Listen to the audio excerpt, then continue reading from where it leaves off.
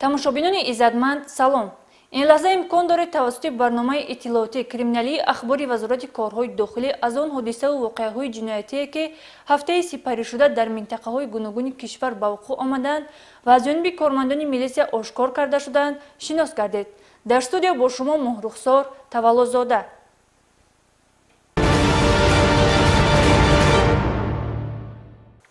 چند روز اخیر در شهر و ناحیه‌های کشور جنایت‌های مخصوصاً وزنی آدمکشی به قید گرفته شد که باعث تشویش و ناراحتی ساکنان گردید. آشکار نمودن جنایت‌های مخصوصاً وزنین و دستگیر نمودن صادرکنندگان کردارهای جنایتی زیر نظارت به‌واسطه راهبردی وزارت کارهای داخلی قرار گرفت. در نتیجه خدمتبری شبانه روزی کارمندان میلیسیا جنایت‌های مخصوصاً وزنینی که در دوام 10 روز اخیر صادر شده بود آشکار و گمانبران بازداشت گردیدند. در این خصوص همکارانمان گزارش می‌دهند. با شعبه وزارت کارهای داخلی دو در شهر اسفره عریضه عاید بدرک گردیدن شهروند صادقوف منون حسنویچ سال تولدش 1965 ساکن کوچه فردوسی جماعت دهات سرخ شهر اسفره وارد گردید که او از 27 اپریل سال روان ناپدید است. از نشان داد نزدیکان منون صادقوف دو نفر شخص ناشناس با وعده آنکه به عوض $100,000 امریکایی پسرش عبدالسلام صادقوف را که برای مبلغ گذاری تروریسم سود شده است آزاد میکرده باشند به شهر دوشنبه دعوت کردند.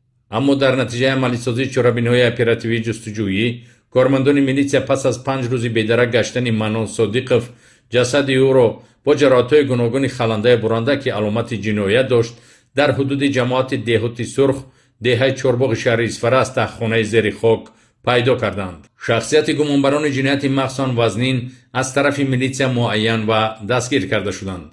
اینها ساکنان شهر اسفره شریپوف یوسف مصابویویچ سال تولدش 1985 و بابویف احسان کامیلبویویچ سال تولدش 1995 که با هم رابطه نزدیکی خویش و تباری دارند صادر کردند.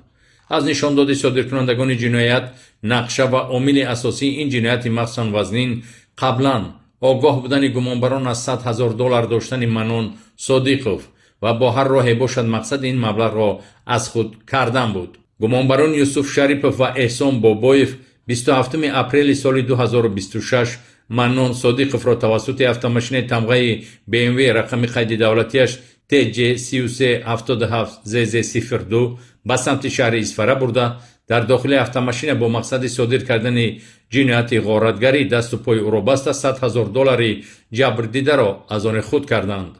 سپس گمانبران برای مین به آشکار نگشتن کردار جنایتی خود با استفاده از کارت 9 مرتبه به عضوهای مخصوصاً مهم صادقوف منون زده او را به هلاکت رسانیده زیر خاک پنهان کردند. تو خواهم نخواهم تا تمام میکنم تو مقصدم قصد طلب کردی من گفتم که کار نشد دیگه چی نکردم گفت اگه من تا تمام نکنم زنم 3 طلاق شد دیگه در بوله قرارم 3-4 کورچه از طرفی دست راست زدم یک 2 کورچه دیگه از طرفی گردن چپ زدم. بعدا 2 میلیون دیگه اونجا ایستادم دیدم که نمیجمه بعد برامدم همونجا که قد ایستادم تقام گفت چیکار کردی گفتم خیلی کشتم شد. در رفت حرکت‌های تفتیشاتی از گمانبران کاردی که در جنایت آدمکشی استفاده شده بود و مبلغ‌های مرحوم صادقوف نیز همچون دلیل شیعی قسماً یافته گرفته شد. санаи 27 апрел ба шӯъбаи дуюми вазорати корҳои дохилӣ дар ноҳияи бобоҷон ғафуров хабари телефонӣ оид ба мавҷудияти ду ҷасад бо аломатҳои марги маҷбурӣ дар бошишгоҳи саҳроии хоҷагии деҳқонӣ зоҳидбой каримов воқеъ дар ҷамоати деҳоти зарзамини ноҳияи бобоҷон ғафуров ворид гардид.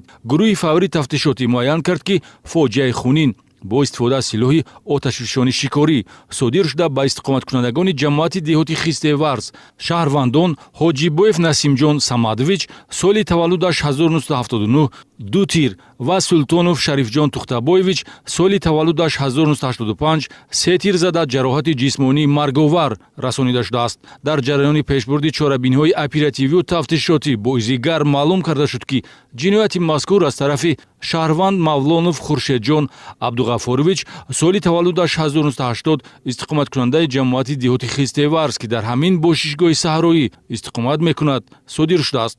ҷинояти бераҳмона ангезаи молу мулкӣ дорад. بعد گفت که من به این قرار دادگی این اینجا من مرخونه میسازم. گفت اینجا حساب کتاب کنن اینجا. یعنی حساب کتاب بده. این چند پول میصرف کنه که باید 100,000 تیگ دیندشو همش حساب کتابه. یکی 15,000 20,000 این کلوخی اینجا میشد. ولی من گفتم کلوخی می نمیتون فرق است گفتم. این کارو نکن گفتم من همینجوری زندگی میکنم. تو هر روز پیشم میگی گفتم همینجوری دیده دانش میکنم این کارو نکن. تو جواب انجام بلا اون کارو بوده که منم پیشی بر میگم من 380 سوم به گنز خریدگی گنز دیدم. من مایلش گفتم اینجا اشتی توی من ҳудуди боғ ва иморати бошишгоҳи саҳроӣ ки қаблан гумонбар шуда хуршед мавлонов ҳамчун раиси хоҷагии деҳқонии зоҳидбой каримов ихтиёрдорӣ мекарду аз сабаби қарздор шудан аз заводи пахта бо ҳалномаи суд ба тавозуни завод ва минбаъд ба шаҳрванд шарифҷон султонов вобаста шудааст баҳси даргири ҷинояти одамкушӣ мебошад. силоҳи шикорӣ дар ҷиноят истифода шуда ба гумонбар шуда мавлонов тааллуқ дошта ҳамчун шикорчӣ ва дорандаи иҷозатнома дар қайди шӯъбаи вазорати корҳои дохилӣ меистад.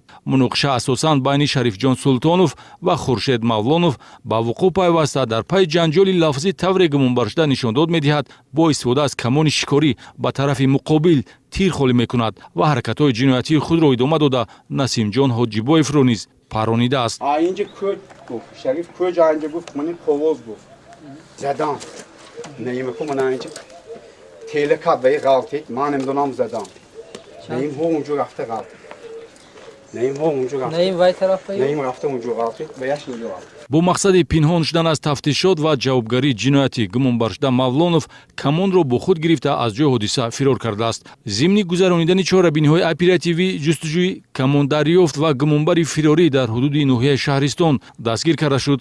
ҳақталошӣ ва андешаи носолим, риоя накардани талаботи қонун, худсарӣ дар асри пешрафту тараққиёти маънавиёти ҳуқуқӣ сарчашмаи ин фоҷиаи хунин мебошад ки бар асари он ду оила бесаробон монд. кам нестанд далелҳое ки шаҳрвандони хориҷӣ дар кишвари мо тоҷикистон ҳамчун паноҳанда ва ё гуреза иқомати муваққатӣ доранд. дар бештари маврид ҳастанд шаҳрвандони хориҷӣ ки тартиб ва қоидаи будубошро дағалона вайрон карда ҳатто ба ҷиноятҳои махсусан вазнин даст зада истодаанд. 2 майи соли 2026 шаҳрванди кишвари афғонистон муҳаммад умар абдулқайюм соли таваллудаш 2004 бо мақоми гуреза муваққатан истиқоматкунандаи ноҳияи ҷаббор расулов ҷамоати деҳоти деҳмой кӯчаи ҳалимов хонаи 50 дар яке аз нуқтаҳои хизматрасонии маҳси дастӣ воқеъ дар кӯчаи 30-солагии ғалабаи шаҳри хуҷанд бо шаҳрванди ҷумҳурии тоҷикистон сокини шаҳри хуҷанд воҳидова азиза соли таваллудаш 1997 баҳсу муноқиша карда гумонбар муҳаммад умар абдулқайюм бо истифода аз корд ба тани азиза воҳидова ҷароҳатҳои гуногуни ҷисмонӣ расонида ҷабрдида дар макони ҷиноят ба ҳалокат расидааст. Jande kod budum jande. Hamne giftam kode. کجاش بزدیم؟ Gardanash be. چند مرتبه؟ 3-4 مرتبه. милитсия фавран гумонбари ҷинояти одамкуширо дастгир карда тафтишоти парвандаи ҷиноятӣ идома дорад. استعمال نوشاک‌های اسپریتی تنها اساس سرخوشی چند لحظه‌ای نیست، بلکه عاقبت‌های فاجعه‌بار نیز دارد. در جای‌های جمعیتی و محیط خانواده سرخوشی این آن نفر در بسیار موارد به صادر شدن جنایت بخصوص جنایت‌های مخصوصاً وزنین زمینه گذاشته است. سنه 4 می سال 2026 ساکنی دهه دوستی ناحیه اشت شهروند سلام و فرقت سلیمانویچ سال تولدش 1970 که در حالت مستی شدید قرار داشت با همسرش شهروند جبار و گلرخسار عوضانه سال تولدش 1978 مناقشه کرده است. مناقشه لفظی شوهر و همسر به زندگی یکجایی آنها به طور فاجعه‌آور نقطه گذاشت. گمانبر شده گلرخسار جبارова با کلتک شوهر خود را لط و کوب کرده با رسانیدن جراحت‌های گوناگون وزنی جسمانی شوهر خود را به هلاکت رسانیده است. سپس به خویشاوندان شوهرش زنگ زده حالت کار را دیگرگونه گویا فرقت سلاموف از زینه پایه افتاده باشد خبر داده است. با امید آنکه سلاموف با کمک طبیبان به خود میآید جسم خونشار و شکسته او را تا به بیمارستان ناحیه اشت دسترس کردند، اما الکی دیر شده بود. با دسترسی خبر اپراتیوی و چوربنای کریمینالیستی و طبی میلیسیا معین کرد که فرقت سلاموف از تاثیر لطوکو با آلاتی سخت ففتیده است. اول سیتن این پاچشم اینجا پاشم بزدم سه تا همینجا پاشون بزدم. Anam dükte kalaşım bu program diye hiç yodamandı ne. Udam dasti pom lazdı kaçı burumda buraftam. Militsiya дар ноҳияи Ашт Гулрухсор Ҷаббороваро ҳамчун гумонбар дар марги шавҳари худ дастгир карда, ӯ дар ҳабси пешакӣ қарор дорад.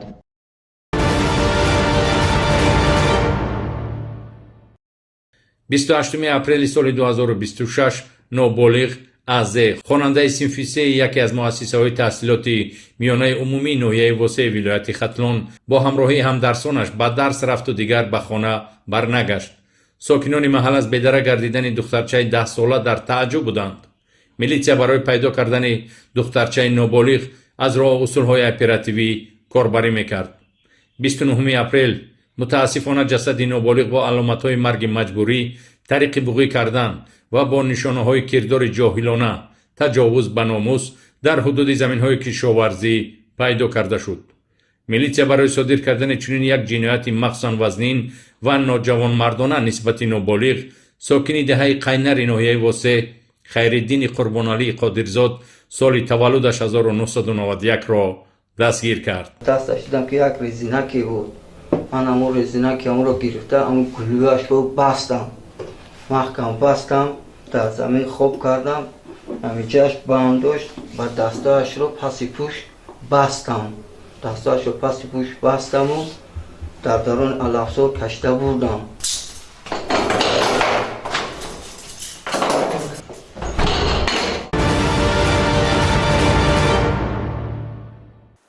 яке аз ниҳодҳои асосии байналмилалии муборизабаранда бо ҷиноятҳои хусусияти фаромилӣ дошта ташкилоти байналмилалии полиси ҷиноятӣ Интерпол мебошад, ки бо қарори ҳукумати ҷумҳурии Тоҷикистон дар сохтори вазорати корҳои дохилӣ бюрои марказии миллии Интерполи вазорати корҳои дохилӣ таъсис дода шудааст. кормандони бюрои мазкур дар самти боздошти нафарони ҷиноятпешае ки дар хориҷи кишвар паноҳ мебаранд саҳми назаррас доранд. дар натиҷаи ҳамкорӣ бо ҳамтоёни хориҷии худ як нафар сокини 41-солаи шаҳри Турсунзода ки дар ҷустуҷӯи расмӣ қарор дошт дар ҷумҳурии Қазоқистон боздошт гардид. гузориши навбатӣ дар ин бора. бинобар хатарнок будани фаъолият ва ҳаракатҳои ҳизб, созмон, равияи ифротгароию террористӣ, таъсири манфии онҳо ба афкори омма, ноором сохтани фазои осоиштаи ҷомеа, тибқи ҳалномаи суди олии ҷумҳурии Тоҷикистон дар қаламрави кишвар, фаъолияти 29 ҳизбу созмон ва равияҳои ифротгарои террористӣ манъ карда шудааст. аз ҷумла фаъолияти равияи салафия дар ҷумҳурии Тоҷикистон ва бисёр кишварҳо ба далели экстремистӣ будан ва эҷоди нифоқ дар ҷомеа манъ аст. аммо новобаста аз таъкидҳои огоҳкунандаи сохторҳои ҳифзи ҳуқуқ аз хатару таҳдид ва оқибатҳои равия ва ташкилотҳои экстремистию террористӣ баъзе шаҳрвандон бо мақсади амалӣ намудани ғаразу ниятҳои фитнаангези худ ба созмону ташкилот ва равияҳои экстремистию террористӣ аъзо шуда дар байни аҳолӣ ташвиқот мебаранд. сокини 41-солаи деҳаи ҷовидон, ҷамоати деҳоти қаратоғи шаҳри Турсунзода, ҷустуҷӯшаванда Мардиев Шавкат Толибович санаи таваллудаш 22 июли соли 1985 барои паҳну ташвиқи ақидаҳои равияи салафия бо моддаи 307 иловаи 3 қисми 2 кодекси ҷиноятии ҷумҳурии Тоҷикистон дар ҷустуҷӯи расмии байналмилалӣ қарор дошт. дар натиҷаи ҳамкориҳои мутақобилаи бюрои марказии миллии Интерполи вазорати корҳои дохилии ҷумҳурии Тоҷикистон ва бюрои марказии миллии Интерпол ва раёсати мубориза бар зидди экстремизми департаменти полиси шаҳри Алматои ҷумҳурии Қазоқистон 29 апрели соли 2026 ҷустуҷӯшаванда шаҳрванди ҷумҳурии Тоҷикистон Мардиев Шавкат Толибович дар манзили зисташ суроғаи кӯчаи Энбек ноҳияи Наврӯзбеки шаҳри Алмато дастгир карда шуд.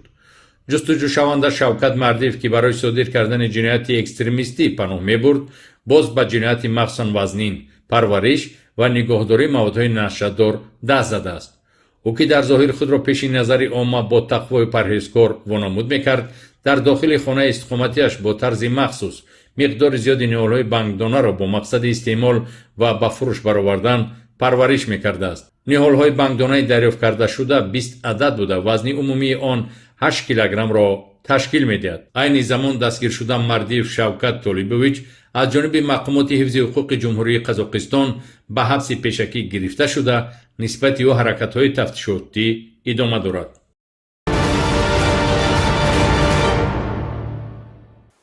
متاسفانه امروز در جامعه نفرانی یافت میشوند که برایشان هیچ مقدساتی وجود نداشته، دین و مذهب، رسم و آیین، جوانمردی و ننگ و ناموس خویش را برای اشرت لحظه‌ای برباد داده و فریفته نفس سرکش میگردند و برای رسیدن هدفهای غرضناک خویش خود را مولا و عالم دین و اهل تقوا وانمود نموده با بهانه دعاخوانی و طبابت با زنان گمراه و بیسواد دست درازی می‌نمایند. شرح بیشتر در گزارش همکارانمان. جامعه شهروندی خوب آگاه است که وزارت کارهای داخلی بر ضد خرافات و آن طایفه اشرت پرست و مردم فریب که با استفاده از نام مذهب و دین مقصدهای ناپاک خود را در جامعه عملی کرده ایستادند، مبارزه به امان برده ایستاده است. احمدوف سید احمد محمدیویچ با لقب ایشانی کاراته سال تولدش 28 نوامبر سال 1960 ساکن دهه مدنیت دوی جماعت دهات استقلال ناحیه کوشانیان ولایت ختلان پیش با ماده 170 کدکس جنایتی جمهوری تاجیکستان دوزنگی و سیرزنگی سود شده است. برای مشغول شدن به جنبراری، سوء استفاده از حسیات و باوری دینی با انجام دادن حرکت‌های شهوانی دستگیر گردیده است. گمان بر شده سید احمد احمدوف به داشتن معلومات رسمی دینی 20 سال در مسجد پنج وقته دهه مدنیت دوی ناحیه کوشانیان همچون امام خطیب فعالیت کرده است. بنابر سبب به جنایت اوباشی دست زدن سال 2023 یک همدهه خود را لطوکوب کردنش از فعالیت امام خطیبیش برکنار کرده شده است. من احمد سید احمد هستم. استقامت کننده شهر بختر چسکه مدنیت است. معلومات دینی ندارم و زیاده 20 سال چیزی که من مولا امام بودم. حاجی در اصل دعاخوانی خیلی روز فرزند خودم را فرزندانم رو میگذارم. هم دهم زنم در دور ماشین کار کردم. 11 زن گرفتم و 20 تا فرزند دارم. از سال همین بعد گذشته این جنگو مردک همیشه این وقتی مسجد بود، 20 سال زیاد شده است که همیشه تو نمی خود 2 ساله این مسجد بود. و در دوره همین مولا امامی هم با یک همدیهمون گپامون گرفت. زدم کوشش داری ایشون کاراته بگن. همین کلیشه من خیلی گفتم خیلی نام کردیم. تو ایشون کاراته نگن مرا نمیدونن. با قول اعتقادمندان گمراهش این دامولای ناخوانده ایشون کاراته تنها با ظاهر با صلاح و ریش در بین عامه خود را با تقوا نشان میداده است، اما در اصل در حجره زیست خود با آن بانوانی که از سبب نادانی و گمراهی با امید شفای و برای کار و گرمی مناسبت‌های عائله‌داری مراجعت می‌کردند، جای شفا مورد بداخلاقی‌های این پیری 66 ساله شهوت پرست قرار می‌گرفتند. زنا گناه کبیره است. یک گناه وزن‌ترین 4 گناه کبیره زنا، آدمکشی، بی‌نمازی، عرق، این 4 گناه کبیره است. قسم خیلی من خودم بترسم. آوازه حرکت‌های بداخلاقی ایشانی کاراته یا خود سید احمد احمدوف از حجره تنگی فساد زده به گوشی عامه رسید. ضمن برگزاری چهاربین‌های اپراتیوی کارمندان میلیسیا اثبات گشت که این آدم صورت دیوسریشت واقعا هم نه تنها به تقدیر 11 زن بازی کرده است، بلکه بدتر از این پایبند شهوت شده عملهای فاسقانه خود را نسبت دیگر بانوانی به او مراجعت کننده هم روا می‌دیده است. با عمل و حرکت و چسب و تلاش‌های نفسانی خود قانع نشده، با کار افتادگان خود باز طریق پیامک SMS سخن‌های دارای خصوصیت شهوانی داشته ارسال میکرد. همون نویسم عروس جان، جگر جان، قندی اصل جان، تلفن تا بردار. میخرم تا میگم در تو جان اومد عشقت سوختم. گفتگی ما حاضر میگم اتکاس نمیکنم. گرچند برای بسیار نکاحی سید احمد احمدوف با مهلت 2 سال سود شده بود، ولی نفسی بد باطن و روان این بدسریشت را رها نمیکرد. خشک کردم اما چپاچا کردیم گفت که گوش کو شنبه میگم همه جا گفت بعد گفتیم اکی جماعت نیودوب نگو. 11 زن و 20 فرزند در محیط ناسالم در حال فقر و نیازمندی روزگار داشته. این ایشان خودخواه و نفس پرست تنها در اندیشه قانع گردانیدن طلبات‌های شهوانیش بوده است و خلاص. از حالت عاجزی زنان استفاده کرده با وعده شفای و دوا آنها را اول به نام دعاخوانی جلب کرده، سپس به نکاح خود درآورده است. در عمر خود به یگان فعالیت منفعت آور جمعیتی مشغول نگشته، تنها با طرز و اصول مکرانه گویا جنبراری و گرمسازی مناسبت‌های عائله‌داری نفس مادی و شهوانی خود را قانع کرده از مشتریان خرافات پرستی خود به عوض خدمت رسانی‌های مردم فریبانه‌اش از 1000 تا 2000 سومانی و گوسفند می‌گرفته است. اگر کار افتاده بانوی نفری را همراه خود می آورد. ایشان خودخواه با بهانه آنکه جنها به نفر سیوم زیان می رسانند زن را تنها قبول کرده به آن مثل پلنگ گرسنه هجومی نفسانی می کرد. برای خود را در پیش کار افتادگانش نابغه نشان دادن، با حیله و نیرنگ ها از صنعت حرب، کاراته، اصول و نغمه ها می کرد. گویا با این طرز ضربه زدن جین از رگ و گردن و باطن بیمار بیرون می رفته باشد. اینیم قودم چاک می قرتاق می چاک قریب می کشم اگو چند خیلی تو روز آمی خیلی می کردم خونگو اتنا برام دیوال داد درام. دارم کو بگردم یا در حوله زیست ایشان کاراته واسطه‌های گوناگون نقلیات با هر گونه وضع دیده میشد. این واسطه‌های نقلیات را گویا برای تعمیر آورده باشند، اما نفری که به قول مردم همیشه پولی به درد میان به دست آورده است که چنین کاری مشکل را انجام میدهد. طبق معلومات دسترس شده واسطه‌های گوناگون نقلیاتی را نیز گمانبر شده سید احمد احمدوف برای خدمت‌های جنبراری و کشایش کار و دیگر مردم فریبی‌هایش از میزاجان خود به دست آورده است. همسران او اگرچه از وضع ناگوار خود و جگربندانشان طریق دستگاه نواربرداری نخواستند حرفی بگویند، اما طبق معلومات اپراتیوی برای ایشان کاراته تقدیر و روزگار و تأمینات زنان و فرزندان هیچ اهمیت نداشته آنها در حال تباه زندگی دارند. در 20 سال امام خطیبی در 66 سال گذشته عمر این خرافات پرست و تنپرور بار اندیشه خود اصلاحی را نکرده، اکنون که بد اخلاقی و مکاری هایش را مقامات کارهای داخلی فاش کرد و کردارهای مردم فریبانه و فاسقانه‌اش اقرار است و نصیحت میگوید. مردم پیش جادوگر فالبین کتوشکو نرین یا دروغن کسی پیش همیو برام نعوذ بالله کافر میشوه حرکت کنین که مقصد به سبب تیب انا برین مقصد توبت کنین اما دائمی کردارای کردگیم پشیمانون دیگه تکرار نمیکنه. گمانبر شده احمدوف سید احمد از جانب کارمندان ریاست مبارزه بر ضد گردش غیرقانونی موادهای مخدر وزارت کارهای داخلی دستگیر گردیده، نسبت با ماده 142 علاوه 1 علاقه جنسی، دیگر حرکت‌های خصوصیت شهوانی داشته یا حرکت‌های بداخلاقانه با سوء استفاده از حسیات و باوری دینی پرونده جنایتی آغاز گردیده است. شورای وزارت کارهای داخلی در ناحیه شهر نو نیز از آشکاریابی کردارهای بداخلاقی یک نفر به نام مولا خبر می‌دهد. بازداشت گردیده در برابر خدمت‌رسانی‌های داخلی به زنان کارافتاده دست‌درازی می‌کرده است. شرح این و سه حالت مردم فریبی سحرگران نوبتی را در گزارش همکارانمان تماشا کنید. در نتیجه کارکرد اخبارات اپراتیوی کارمندان شعبه وزارت کارهای داخلی در ناحیه شهرنو بداخلاقی مردی 59 ساله را آشکار نمودند که با بهانه دعاخوانی و طبابت حسیات و باوری زنی را سوء استفاده نموده است. کارمندان شعبه وزارت کارهای داخلی در ناحیه شهرنو در نتیجه کارکرد اخبارات اپراتیوی عملی فاسقانه شهروند جوریف شمس‌الله سال تولدش 1967 استقامت کننده دهه اتفاق ناحیه مذکور را آشکار نمودند که زیر نقاب خدمت‌رسانی دینی یعنی طبابت با راه دعاخوانی نسبت جوانزن ساکن همین ناحیه دست‌درازی کرده است. من چند مدت شد در خانه خود شهروندان قبول کردم و یکی از آنها یک زنی را هنگامی رودکش را میخوندیم شهوت هم بلندی کرد و با او موقع جنسی انجام دادیم.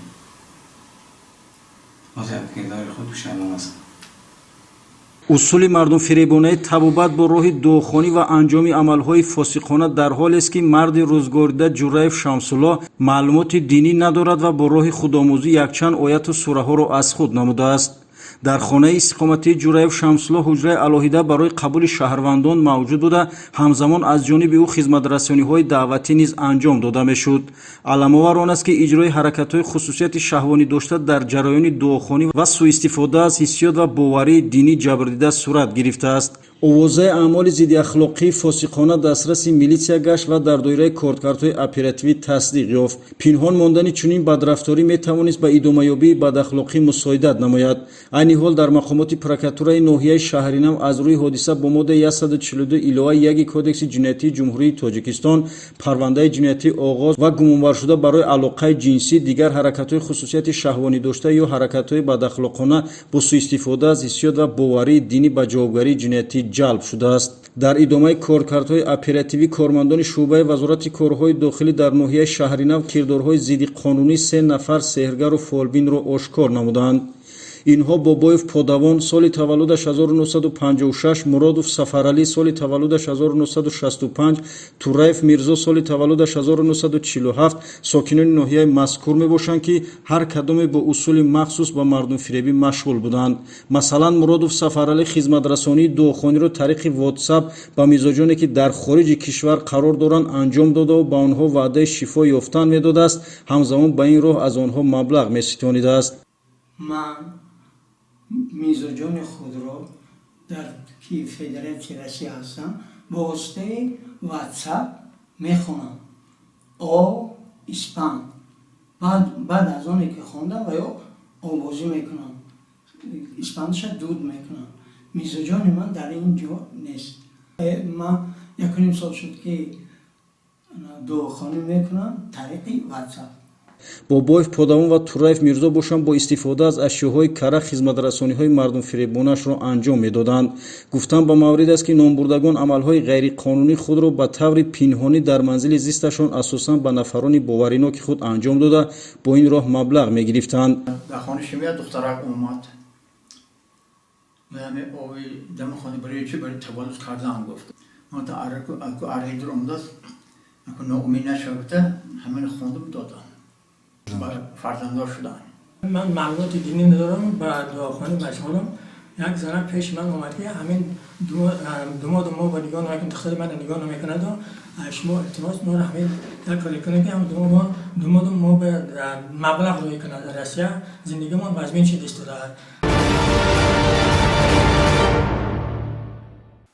мубориза барои амнияту осоиши худу пайвандон ва оромии ин кишвари азиз вазифаи ҷониву муқаддаси ҳар як сокини ин сарзамин аст. инҷо расидем ба фарҷоми барнома. то барномаҳои оянда тансияту хонобод бимонед.